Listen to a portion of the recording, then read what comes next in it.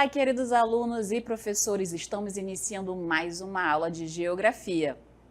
Eu sou a professora Juliana e estarei acompanhando vocês ao longo de todo este conhecimento. Vamos verificar o número e o objeto de conhecimento.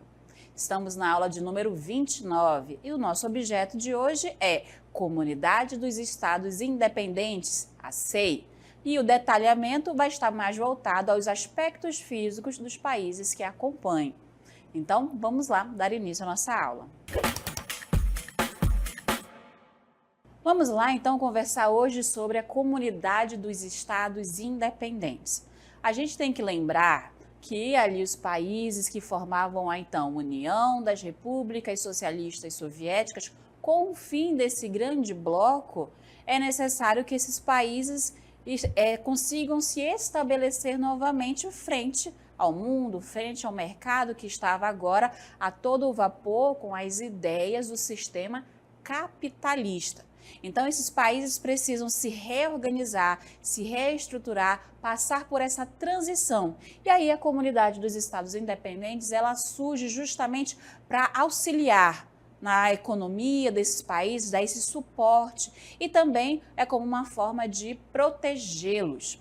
Aqui a gente verifica a bandeira da CEI. O azul na bandeira vai significar o céu, a paz. O círculo amarelo, ele significa a luz, a vida. E já essas linhas brancas, elas vão significar a integração, o desejo por uma sociedade mais igualitária, a unidade, a paz entre esses países, que esses países consigam cooperar entre si, levando eles à prosperidade. Então, essa é a ideia que a gente começa na nossa aula de hoje, falando sobre a CEI. Ela vai vir totalizando ali alguns dos países que compunham então a União Soviética e passaram então por esse processo de transição do socialismo para o capitalismo, formando agora esse grupo, essa organização que é a Comunidade dos Estados Independentes. Vamos a novas informações. É uma organização supranacional, isso quer dizer, como já está aí ó, entre parênteses, que ela vai extrapolar, né, as fronteiras nacionais, e ela foi criada para implantar um mercado econômico comum, promovendo a relação de cooperação entre seus países membros. Então, vocês já podem ir compreendendo que foi justamente essa transformação, essa transição do que era o socialismo, que era ali colocado em prática entre aquelas ex-repúblicas socialistas, e agora esses países membros de uma organização voltada para o capitalismo. Essa organização não tem instituições públicas permanentes e as decisões vão ser tomadas pelos chefes de estados que vão se reunir periodicamente. Ok? O que mais que a gente pode falar da CEI? Quando que ela foi criada? Logo após o colapso, o fim da União Soviética, isso no ano de 1991. 3 ex-repúblicas vão se unir da União Soviética e vão fundar esse bloco no ano de 1991. Quem são essas ex-repúblicas? São Rússia, Ucrânia, Bielorrússia. E elas chegam, né, no momento auge do bloco econômico, a ter 12 das 15 repúblicas pertencentes à antiga União Soviética vão estar juntas na Comunidade dos Estados Independentes. 3 países vão se recusar, que são os países bálticos, a Estônia, a Letônia e a Lituânia. E a gente vai já verificar algumas informações. Mas para que a gente consiga se posicionar melhor no tempo, em que período histórico e quais foram as características desse período, da passagem, então, do que era a União Soviética para a CEI, a gente vai acompanhar agora a professora Michele, do componente de História, que vai trazer justamente esse momento, as características que levaram a União Soviética a entrar em colapso e o surgimento dessa nova organização. Olá, eu sou a professora Michele Santos, do componente de História, e vamos conhecer o que foi a União Soviética, que é justamente a união de 15 repúblicas socialistas que estavam sob o domínio de um partido único de viés socialista. Essa União Soviética, ela vai adotar uma economia em que o Estado vai intervir diretamente na sua economia. E isso vai ocasionar uma estagnação econômica, fazendo com que a União Soviética ela acabe parando no tempo em relação à sua modernização. E aliado com esta estagnação econômica, vamos observar também a queda do Muro de Berlim em 1989, que vai caracterizar a quebra do domínio soviético sobre a Europa Oriental. Nesse contexto, vamos também verificar a declaração de independência das repúblicas soviéticas através de movimentos nacionalistas que vão ser impulsionados com a política de reforma adotada por Gorbachev, que era a perestroika, que dava abertura política para esses países que faziam parte da União Soviética. Juntamente com a perestroika, houve também a glasnost, que justamente oferecia uma reforma econômica dentro do sistema da União Soviética. Essas políticas adotadas por Gorbachev vai ocasionar o fim da Guerra Fria, justamente com a dissolução da União Soviética em 1991.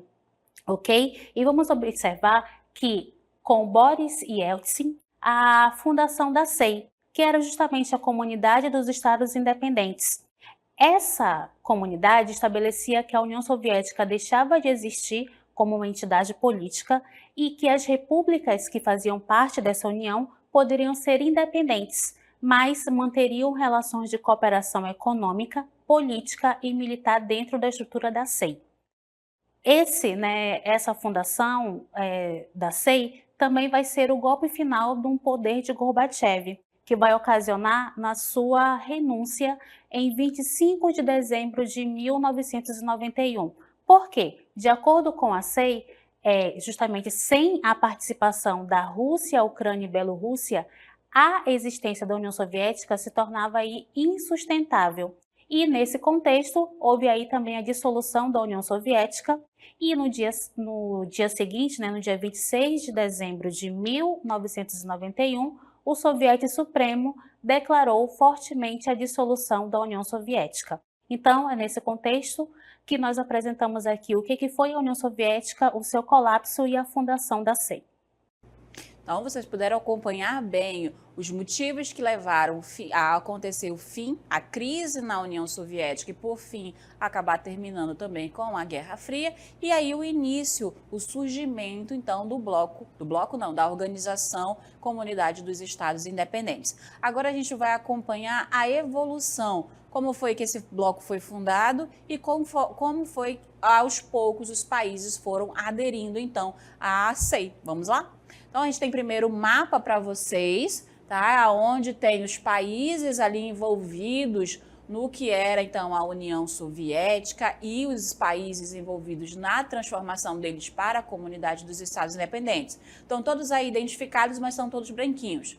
Passando à frente, a gente vai ter, então, a fundação deles em 8 de dezembro de 1991, através da Rússia, Ucrânia e Belarus, que são justamente esses três países em azul. Eles que fundaram, então, essa nova organização, até porque eles tinham 90% da produção industrial nas mãos deles. Então, eles fundaram devido a esse processo de serem os mais fortes economicamente entre eles devido à produção industrial. Em amarelo, Estônia, Letônia e Lituânia foram os três países que nunca aderiram, nunca entraram em nenhum momento até hoje da Comunidade dos Estados Independentes.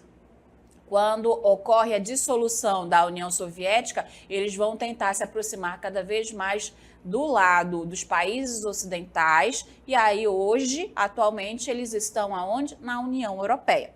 Passando o tempo, para 21 de dezembro de 1991, no mesmo ano, a gente vai verificar que outros países ex-repúblicas soviéticas estão agora nessa nova organização. Quem são esses países? A gente vai ter a Armênia, Azerbaijão, aqui embaixo. Aí a gente vai ter a Turcomenistão, Uzbequistão, Quirguistão, Tadjiquistão e o Cazaquistão. Fora eles, ainda temos aqui, ó, a Moldávia. Então, aí nesse momento a gente vai verificar que vários, né, países, ex-repúblicas soviéticas, aderiram então à CEI.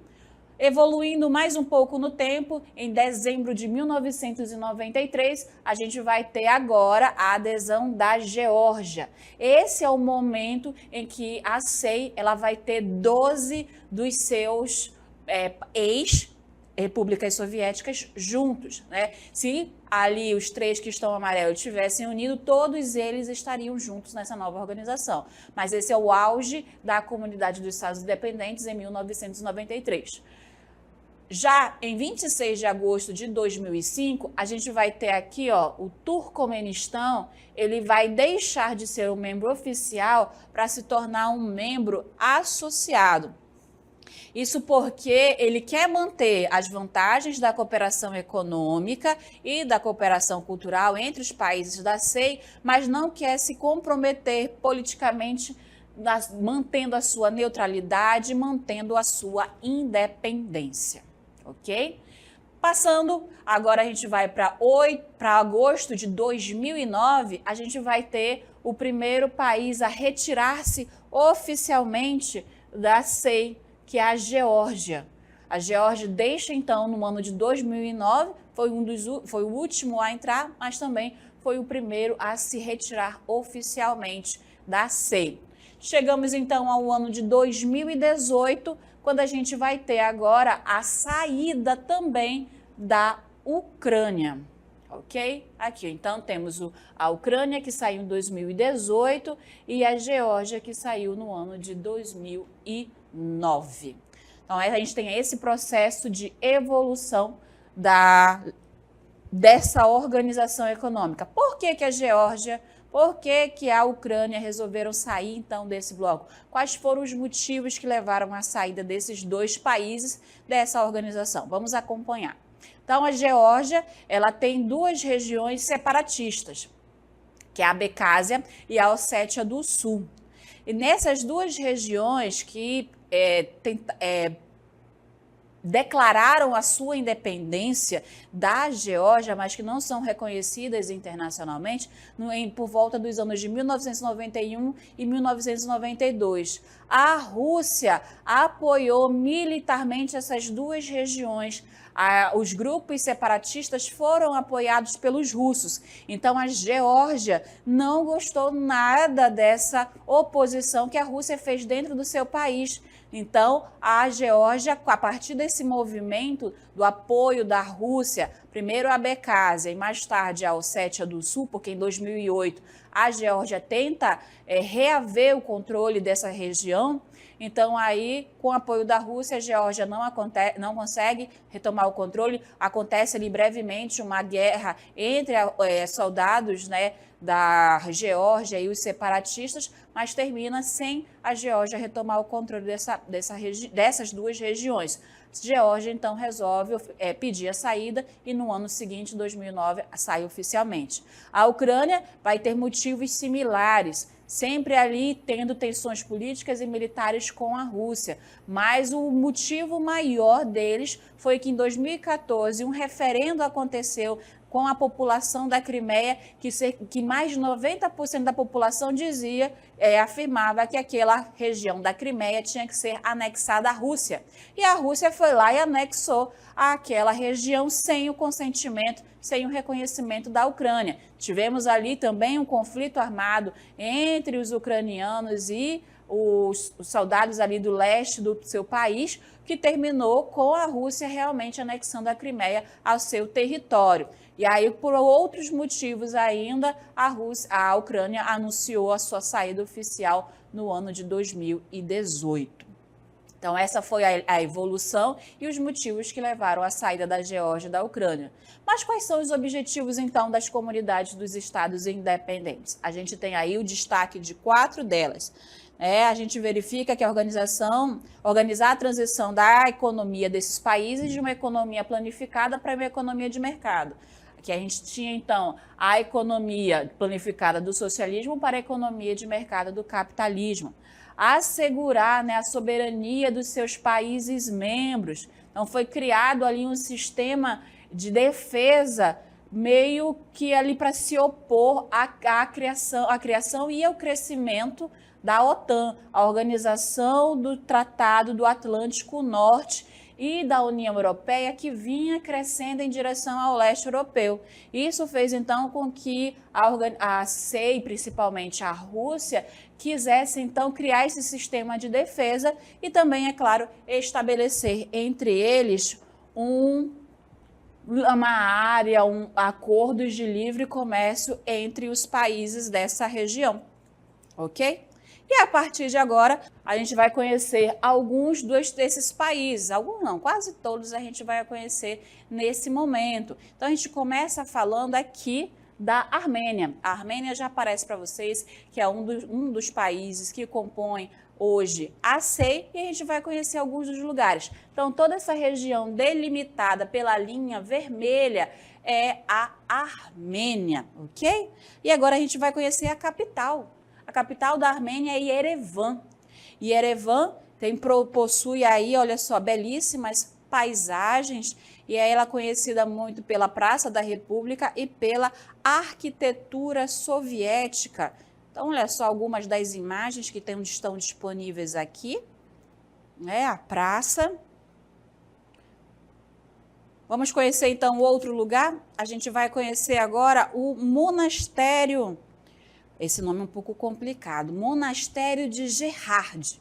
Ah, o monastério de Gerhard é o patrimônio da humanidade da Unesco, famoso por suas cavernas esculpidas nas rochas. Então, aqui algumas das imagens desse monastério para vocês irem visualizando. Lindíssima arquitetura, né, não? E mais um lugar que a gente vai conhecer agora é o Lago Sevan. É um dos maiores lagos de montanha do mundo. Olha só o tamanho deles que vocês conseguem visualizar agora. Para vocês agora também as imagens desse lago, com vistas deslumbrantes e possui também uma rica biodiversidade. Vamos agora analisar as características físicas desse país. Começando pelo clima. Ele vai apresentar o clima temperado continental. Isso vai fazer com que os verões sejam quentes e secos e os invernos frios e rigorosos. A vegetação predominante vão ser as pastagens alpinas e as florestas de coníferas.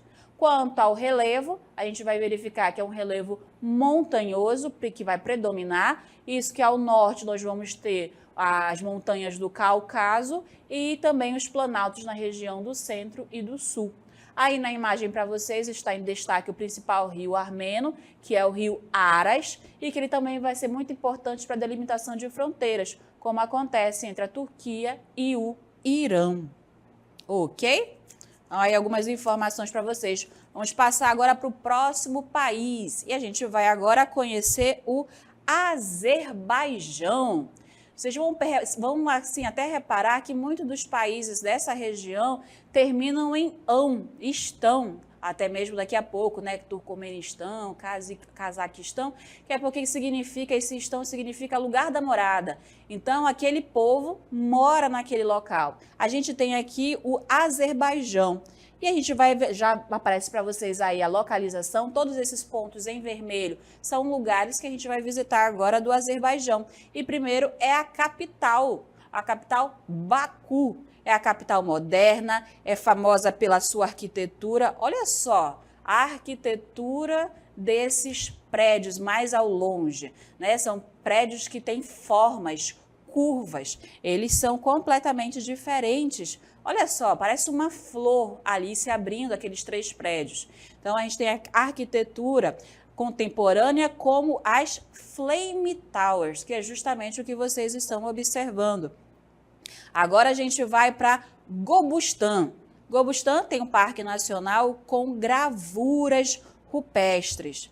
Então, a gente vai passando aqui algumas imagens. Esse aqui são imagens também do Museu de Gobustan e estão misturadas com as imagens aí, agora sim, das formações rochosas antigas que ficam no Parque Nacional de Gobustan.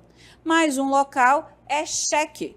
Cheque, uma cidade histórica com palácio, né, de Shekskhan, um dos exemplos impressionantes da arquitetura islâmica. Aí vocês podem observar na imagem justamente os traços dessa cultura. Ok, aí mais uma imagem e a última imagem para vocês. Vamos verificar aspectos físicos do Azerbaijão. Clima diversificado, né? Ele vai ter aí o subtropical no litoral do Mar Cáspio e também o clima continental no interior. Como vegetação, vão ter variadas vegetações, porque vai acompanhar os tipos climáticos, mas temos aí as florestas temperadas no norte e as estepes e semidesertos no sul. O relevo, a gente verifica predominantemente montanhoso, com o Cáucaso ao norte e as planícies costeiras ao longo do Mar Cáspio. Por fim, na hidrografia, o rio principal é o rio Kura, que vai atravessar o país de leste a oeste, e aí uma imagem do relevo montanhoso do Azerbaijão. Passamos agora a falar sobre Bielorrússia, que hoje é chamado de Belarus. Vocês acompanham aqui também a delimitação desse país. O primeiro lugar que nós vamos visitar é Minsk. Minsk é a capital, famosa, moderna, e tem aí diversos monumentos soviéticos. A gente vai até prestar atenção nas paisagens, elas são paisagens que mostram uma arquitetura um pouco mais antiga. A gente passa agora ao Castelo de Mir, que também é um patrimônio da Unesco. É um castelo, olha só que lindo, do século XVI. Por fim, a gente vai ao Lago Narak, que é o maior lago do país e ele é ideal aí para relaxamento, para realizar atividades ao ar livre. Vamos verificar informações dos aspectos físicos de Belarus, começando pelo clima. Continental também, verões curtos e quentes, invernos longos e frios. A vegetação, como vocês estão observando, predominante de florestas de coníferas e vai ter também uma mistura com outras vegetações. Seguindo, a gente vê o relevo predominantemente plano, com algumas colinas no centro e na região sul. Por fim, a hidrografia, a gente vai ter os rios principais, Dniepr, Divina Ocidental e Pripyat. E aí para vocês uma imagem do lago Struta, no país de Belarus. Vamos para mais um país? Agora nós vamos falar sobre a Moldávia. Então a Moldávia também é um país que compõe aí a região da CEI, aí para vocês qual é o limite desse país e vamos verificar aqui o primeiro lugar que eu vou mostrar para vocês é Chisinau. Chisinau é a capital da Moldávia, é conhecida também por seus parques e sua arquitetura soviética. Aí algumas das imagens da capital para vocês. O nosso próximo local de passeio é Krykova. Krykova, aí para vocês também aparecendo, e Krykova, ela é uma famosa adega subterrânea e que vai possuir aí vasta coleção de vinhos. Deixa aqui mais uma imagem dessa adega famosa. E agora a gente vai para as características físicas da Moldávia. A gente vai verificar, então, que clima continental, do mesmo jeito que a gente verificou nos outros países, com vegetação predominante para as florestas de folhas caducas, que são aquelas que perdem as folhas ao longo do outono e inverno, e também a presença das estepes. Com relevo, a gente verifica que predominantemente ele é plano, com as colinas na região centro e leste. Aí na hidrografia também vai se destacar o rio Dniestr, que a gente já falou sobre ele, e o rio Prut. Aí para vocês também uma imagem do rio Dniestr. E agora a gente vai conhecer mais um país, e a gente vai conhecer agora a Rússia. Lembrando que a Rússia também é um país transcontinental, está presente tanto na Europa quanto na Ásia. Então olha só, maior país do mundo, mais de 17 milhões de quilômetros quadrados. Então a gente tem toda essa área e aí a gente vai verificar aqui, olha só, os Montes Urais. Essa linha aí que vocês estão vendo, branquinha, é justamente os Montes Urais que faz a divisão entre o que é Rússia europeia e o que é Rússia asiática. Para vocês, então, o primeiro lugar da Rússia, depois dos Montes Urais, é a capital Moscou. Olha que imagem linda que a gente tem da cidade de Moscou, né? É a capital da Rússia, e aí algumas imagens para vocês, certo? Vamos conhecer o próximo lugar, que é São Petersburgo. Vamos lá em São Petersburgo. Também é uma cidade muito importante da Rússia, né? Olha só, uma imagem panorâmica. Outra imagem, mais uma de chafariz. Partindo para a última imagem, a gente vai para o Lago Baikal. Vocês já ouviram falar nesse lago? O Lago Baikal é um dos maiores lagos do mundo. Olha como é linda a paisagem, completamente diferente daquelas que a gente verifica aqui ao longo da região amazônica. Então, a região de clima frio, olha as florestas de coníferas e aí uma visão da região do Lago Baikal. Aspectos físicos da Rússia, clima diversificado, né, devido ao seu tamanho, clima ártico no norte, continental no centro e também na área do sudeste, subtropical no sul. A vegetação também vai variar bastante, a partir de tundras no norte, florestas temperadas e taigas no centro e no sudeste, e as estepes no sul. Agora, quanto ao relevo, a gente verifica que ele vai ser altamente diversificado, vastas planícies no oeste, montanhas no Cáucaso, os montes Urais do lado extremo leste e vastas planícies siberianas. E aí vocês estão observando o Monte Elbrus, que é o ponto mais alto da Rússia. E a hidrografia a gente vai ver Volga, o Lena, Yenisei e o Amur, lembrando que o Volga é o maior rio que a gente vai ter na Europa. Vamos passar para o próximo país, que é o Cazaquistão. Aí a gente começa lá naquela história dos países estão, o lugar de morada. Os cazaques moram no Cazaquistão. E o primeiro lugar que a gente vai visualizar do Cazaquistão é Almaty, a maior cidade cercada por montanhas com o Parque da Liberdade. Então, algumas imagens para vocês da cidade de Almaty. E a gente passa agora para Astana. Astana, que é a capital do Cazaquistão. Então, aí vocês estão vendo essa área delimitada em vermelho e algumas imagens para vocês. É uma capital moderna e é famosa por sua arquitetura ser futurística. Lindas as imagens.